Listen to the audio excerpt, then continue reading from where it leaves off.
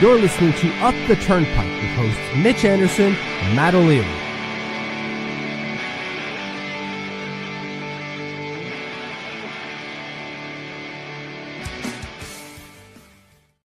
Hello and welcome to the Up the Turnpike postgame show. What is going on? Matt O'Leary, Mitch Anderson. Mitch, how's it going tonight? Well, what do you want me to say? We can't blame this one on a controversial goal call at the end of a game here. They just flat out stunk in the second half of this game and blew an opportunity, which is, I can't believe I let myself get frustrated by this team again, but a win would have put them in a playoff spot, and instead they lay an egg at home against the Vancouver Canucks. Yeah, like, to me, this is exactly how I feel. I'm not even sure what to say, as Gary puts it. I just, what the fudge, man? Like, what was that? It was pretty gross. Do you want to just get into it, dude? Yeah, let's just. My God, anyways, yeah, we'll get into it because there's getting into that needs to happen. Yeah, we got a lot to talk about from this one. No goals in the first period, Mitch. So no goals to break down there. Shots were Islanders 10, Vancouver Canucks 5. No penalties taken. So not really a ton of notes from me after period one. Any thoughts you want to get out before we get into the second frame? Nothing negative, really just positive. I thought the Islanders played well in that first period, and they were outdone by Thatcher Demko. Yeah, I thought Bo Horvat had a couple of chances early in this game. He looked like he was skating well early on, but Demko was playing really well in the first period. And I'm not going to lie, my initial thought was, oh, is this going to be a goal lead game? Clearly not the case, but that was my initial reaction. The second they showed Thatcher Demko starting, which I assumed he was anyways, but I guess just seeing him visually on the screen, I was like, oh boy, I wasn't ready for a Thatcher Demko game, even though I was. I don't know. I kind of felt the same way. And he was so good at sealing up the bottom of the net. Like, there's so many times that we tried to just get one around him, either from on the glove side or the blocker side. And we just couldn't do it because he was sealing up the bottom of the net in that first period just very, very well. I think it could have ended Islanders up maybe at least one, probably even two, if not for the way Thatcher Demko was playing in that first. Yeah, you're probably right. And unfortunately, that momentum didn't initially carry over for the New York Islanders into period number two. The Vancouver Canucks would get on the board first as Kiefer Sherwood scores a goal here. Watch number 7. Watch Maxim Siplikov. I don't know why he decided it would be a good idea to leave Quinn Hughes all alone. Where was he going? McLean was there already. Where are you going, dude? This got William Zuffel benched for a game as sent back down to the minors. That exact type of play. It derailed his career, essentially, this play. Where was he going? Like, I get it. McLean was maybe a little bit late, but that's fun. That doesn't mean you need to overcorrect. You can correct the issue by taking the guy at the point and stopping any passing lanes. Let McLean take that. That just sounds really a guy panicking is what it was. Yeah, that was disgusting. Again, Quinn Hughes is a phenomenal defenseman in this league. You're just incredible, one of the best players in the NHL. And if you give him that much room, he's going to make you pay. And it was a good tip, too, from like Kiefer Sherwood. It just good play all around from Vancouver, but you just can't give that guy so much room. Don't let him get it towards the net. What is Sorokin supposed to do in that situation? More on Sorokin later there, but yeah. First two, not on Ilya Sorokin. After that, we'll talk about it later on in this period and game here. Yeah. But anyway, so the Canucks jump out to a 1-0 lead. Then Bo Horvat takes a tripping call. So the Islanders go on the penalty kill, but the Islanders would be the ones who score shorthanded on a really nice play from JG Pageau and Casey Cizikas here. Yeah, look at Pageau lug it up the ice first. Cizikas lays it off to him, but great play here. And you don't see the backhand sauce that he puts on this Pageau, but his ability to find the hole and get it to Cizikas was great. I wasn't sure Cizikas was going to be able to pull it off. It didn't feel like he had a lot of room, right? No, he was in pretty tight at that point, but just from those two guys in particular, who've been criticized at points this year, like really nice play on the penalty kill. That's what you like to see. And we got some life out of it, right? Because from there on in, I thought we dominated most of that second period. Most of it. We were talking on the Discord. PS, sign up to the Patreon, patreon.com/uptheturnpike, and you get access to the Discord channel. On the Discord channel, we're talking like, did Vancouver play yesterday? Because it looks like they're gassed. I guess that's maybe just too much hubris from us because we paid for it. But leading up to that point, we score another goal because we kept the pressure coming. Yeah, Cizikas again, a 2-point night for Mr. Casey Cizikas, Mhm. and Tony D'Angelo just finding a ton of room and a ton of space here. We'll eventually see, Cizikas have it, and then D'Angelo pops out, boom, puts it in the net. Nice play from D'Angelo to create some space up top. And, just good cycle and good shift from this line once again. Absolutely. You said it right. Good cycle. They cycle it around. They move bodies. They get lost. Those bodies like Tony D gets lost here, and the puck comes up fortuitously to him. But that's why you make that run, because the puck is not supposed to, but could come to that situation. That the probability is high, and so that's why you make that run as he did, and he gets rewarded for it. So good job by him. And again, momentum was all on us. We were dominating at that point. So I felt pretty comfortable that we would see this through. But apparently I'm a stupid friggin' idiot. Yeah, I was buying in as well. I said, okay, here we go. Like, all right, turning point. I thought the shorthanded goal, turning point, to get a goal after that. You're looking good. You got your foot on the gas here. And then Maxim Siplikov for the second time tonight falls asleep. And former friend of the show, Atu Ratu, with a deflection here, is able to get one to go. Yeah, again, going low to high, and the Islanders can't recover, right? Kind of happened again. The other goal, they throw it towards the net, and Atu Ratu gets a stick on it. Good job by him. And yes, Sippy, what the frig, bud? Just everyone collapse. Look at all of us collapse, and then we can't recover from there. Sippy just taking lost again. No one.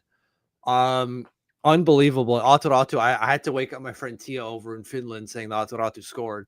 I friggin' love Atu Ratu. He's getting, I believe, mismanaged. Actually, Tia's fun at messaging me right now. It's like 3 a.m. in Finland. She's messaging me right now because of this.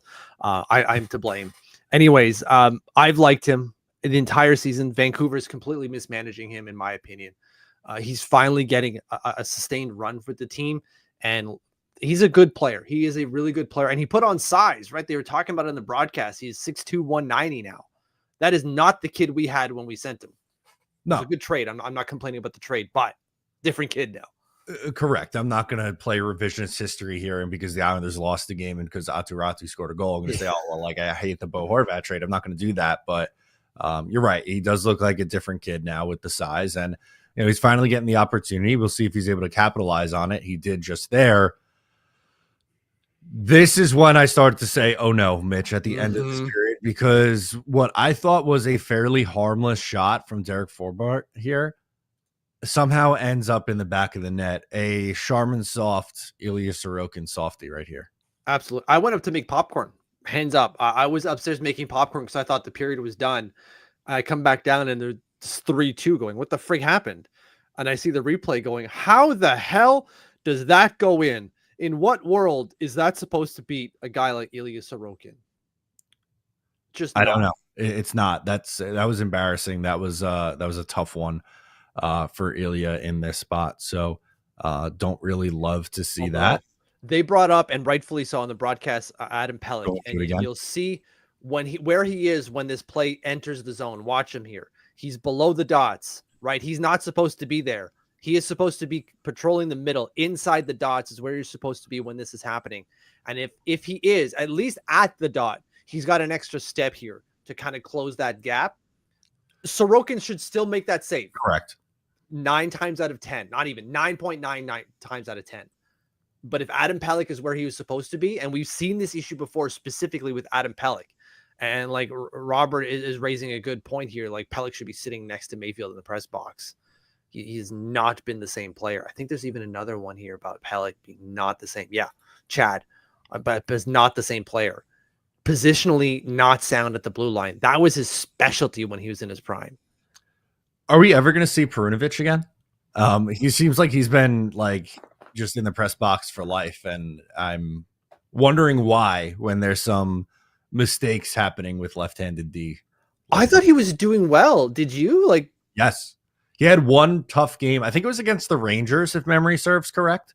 He was paired with Pollock, and the two of them didn't have a great game. And he's been banished ever since. Haven't seen him. This game deserves an Adam Pelech banishing. He was not good on multiple goals. And again, yes, Sorokin is more to blame on this one than Adam Pelech.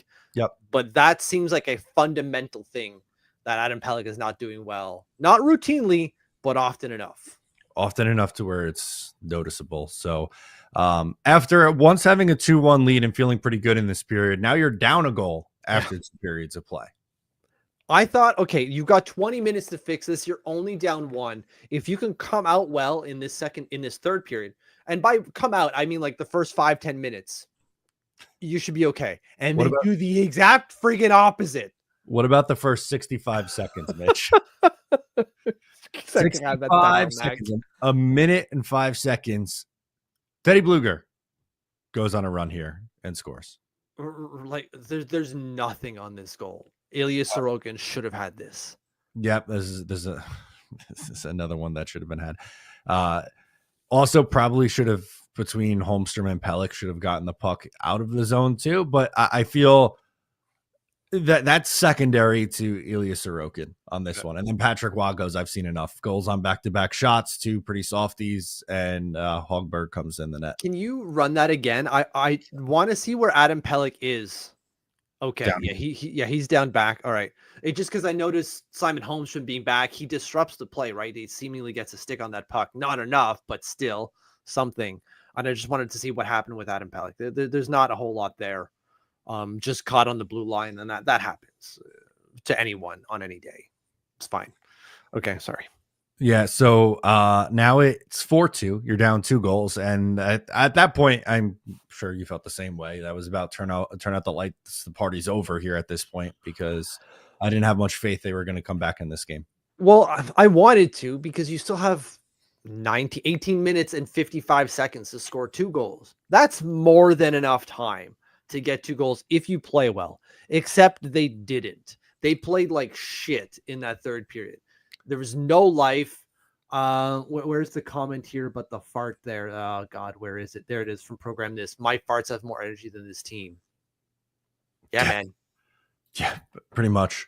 And then they would have a power play opportunity late in the period, and they decide to pull Hogberg to get the extra skater on with, not initially, but I'll say a minute 30 of power play time they had with with the extra. So essentially 2 extra guys, right? And an empty net.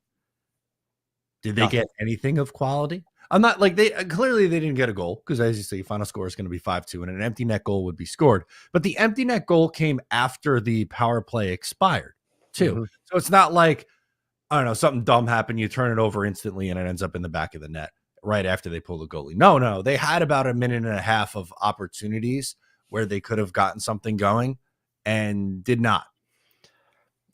On natural stat trick, I don't know if it's completely up to date. The time says it is, but they don't have expected goals. Anyways, the shots for on the power play for the Islanders is 0.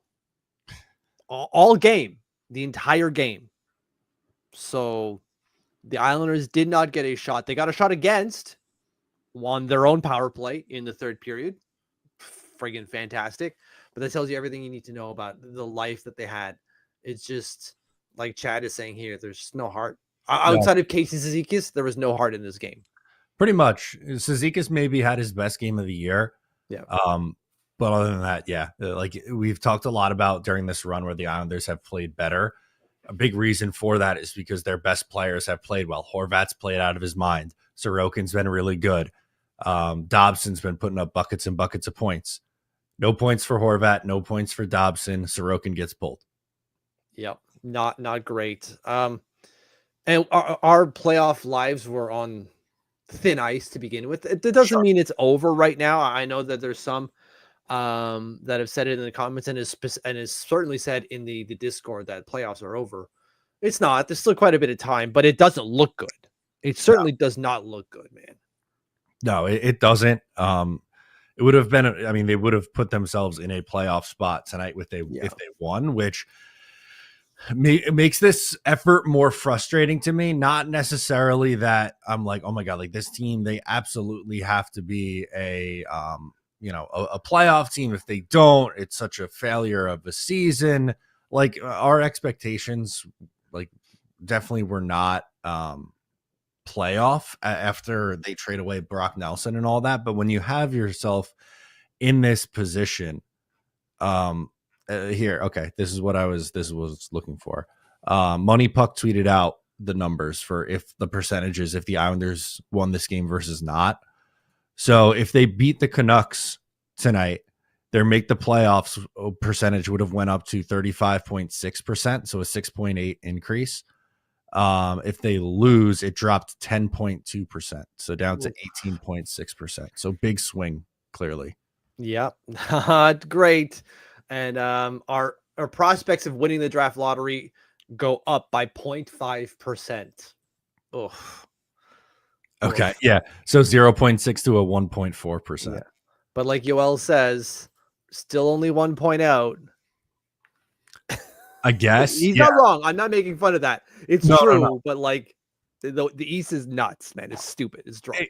It is true. And the out of town scoreboard has been coming up in the Islanders' favor recently. It's still like you had this opportunity right in front of you because of how things were going for you, and you still were unable to take advantage. Like Bouncer says, this team always seems to let us down, man. Yeah, it does feel that way. So empty net goal scored by Kiefer Sherwood. I don't feel the need that we need to pull it up and play it. So we'll do a look at the game stats before going into the box score and then your comments to close. Shots on goal, 28-25. Islanders with 3 more. Face-off percentage, they were back over 50%, 54.5. The Islanders 0 for 2 on the power play, which, as we mentioned, a minute and a half of that power play time was spent with a 2-man advantage, and they were unable to get anything going. 6 penalty minutes to the Islanders, 4 hits, 28-21. Block shots, 18-12. Giveaways, 18-14. Canucks with more. And takeaways were even at 4 a pop. Yeah, nothing much going there. I don't know. There's no comment to be made on any of those stats, really. So, like, yeah, just blah. That's how I feel right now. Most amount of ice time for forwards. I assume Bo Horvat. By almost 3 minutes. 21 minutes and 13 seconds. Next closest, Kyle Palmieri, 18:31. I really thought he would have had a bigger game. Like, as you mentioned, he's been on one for the last couple of games. This is a former team. It's a game that really matters for us. Anonymous. Well, not really anonymous, but like couldn't power through them at all. It just sucks. Needs Barzal back big time. And that's not coming until 2025-26. No. My God. Oh, yeah. Okay, least amount of ice time. It's going to be someone on the fourth line. I'm going to say it's Mark Gatcomb. No, it is actually Kyle McLean at 10 minutes and 23 seconds. The bottom 4 guys are all pretty tight. So McLean, 10:23, Siplikov, 11:04, Fashing, 11:15, and then Gatcomb, 11:12. Yeah, Siplikov deserves a lot less than that. And we were talking like a week ago, not even half a week. Days more. Ago. Yeah, days ago. What the frig, man? What? I guess you can't praise him. You got to keep shitting on him, I guess, and then he'll keep playing well, I suppose. I guess. Ridiculous. Anyways, how about for defensemen? Oh boy, I'm gonna say Tony D. That would have been my guess also, but it was Noah Dobson at 23:10. D'Angelo next closest, 22:55. So of course, it's the friggin' reverse when I'm taking a guess. Ridiculous. Least amount of ice time for defenseman Mike Riley. 15:26 for Mike Riley. Okay, there you go. So Sorokin in net made 15 of 19 saves, a 789 save percentage. Hogberg 5 of 5. Yeah, Hog was fine. Didn't have a whole lot to do, to be fair to him, but he did what he was supposed to, which is your friggin' job. Yeah, he did what he was supposed to do. Didn't get a ton of chances. Not a good Sorokin night. But I thought that all the Islanders' big guns kind of came up, and like Sorokin, Dobson, Siplikov, who's been playing well, Horvat, who's been playing well.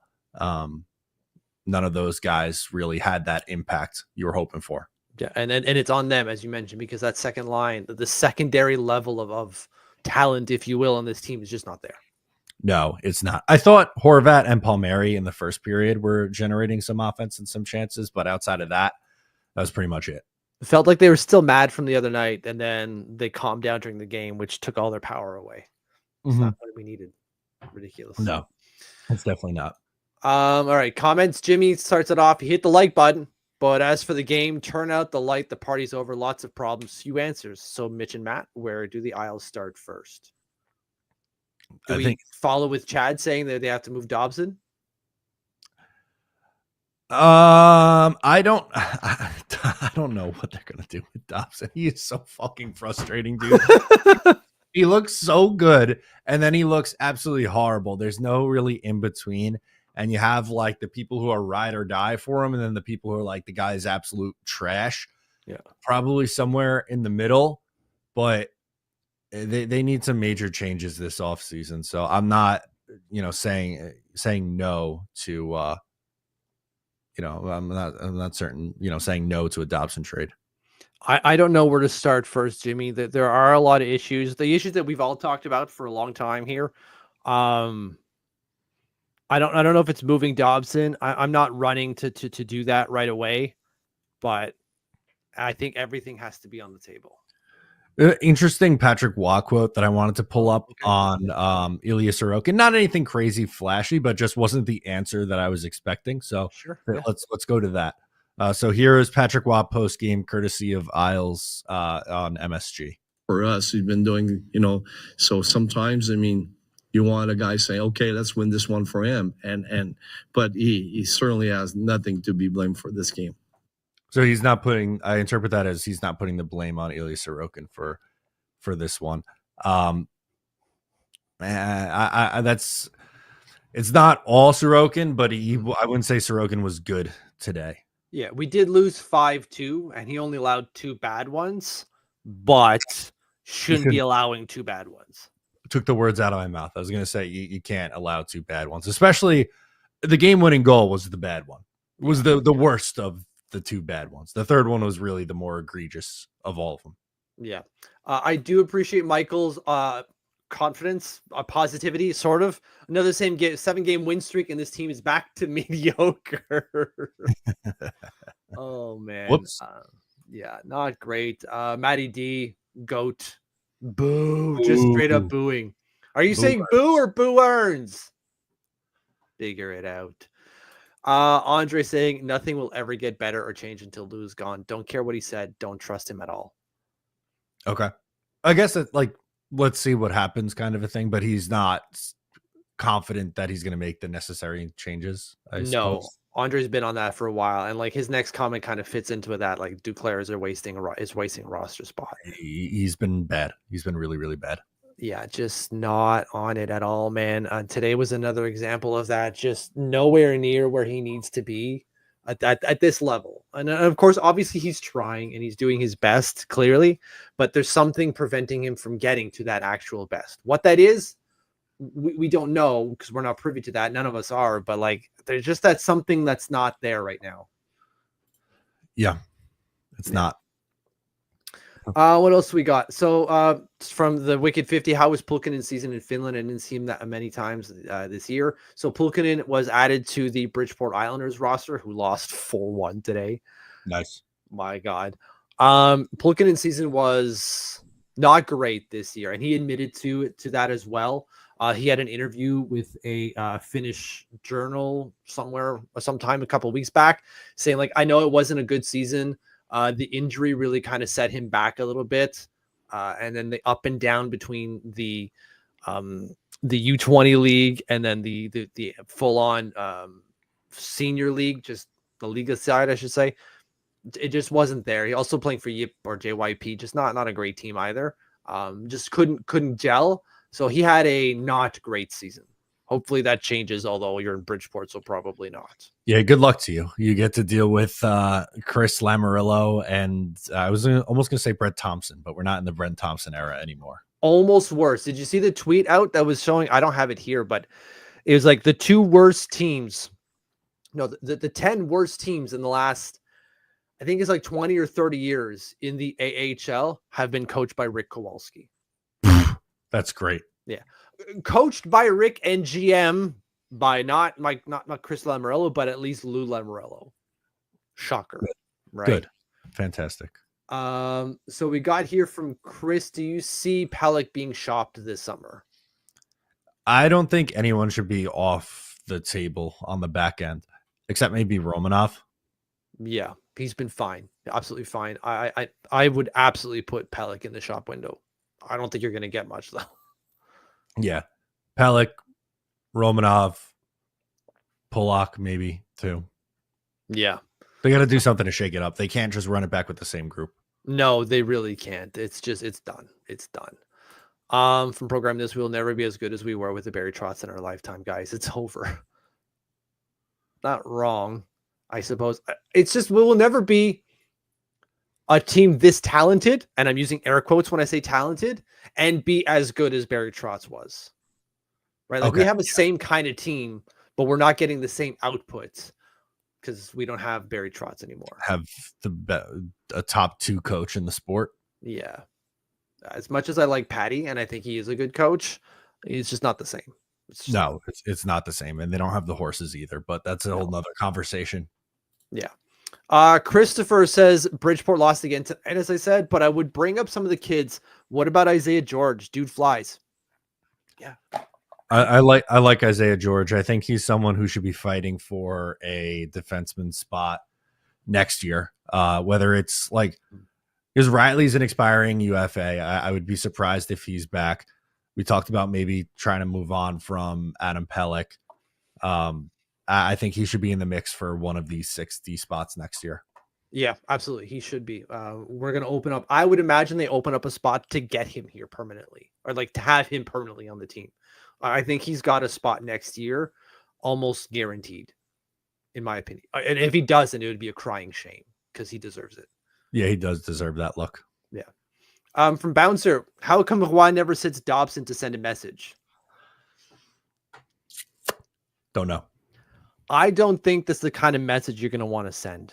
Because like who are you playing in his stead? Dobson plays a type of game that Patty wants to play. He wants to play with more pace. You take what is probably his second paciest defenseman out of it, and you're left with Tony D, which is fine, but that's the only bit of pace you have from the back end. Unless you're putting in Perunovic, which apparently he won't do, or Boquist, which apparently he won't do either.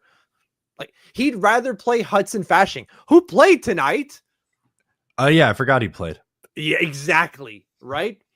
He's healthy. You got to play him, even though Adam Boquist has 50% of the production that Hudson Fasching has in one friggin' game playing out of position. Yes. Yep. So like he's not going to do that for Dobson. I don't think it's the right call either, but you've got to start making some of these because it's just not working out. Sippy's got to sit. He's got to sit, man. Yeah, you need to send a message because that was an embarrassing effort from him tonight. Yeah. But at least, as Chad says, we have Palmieri. Yay. It's true. I look from Chris say, hey, Kiefer Bellows was put on waivers today. He's out there.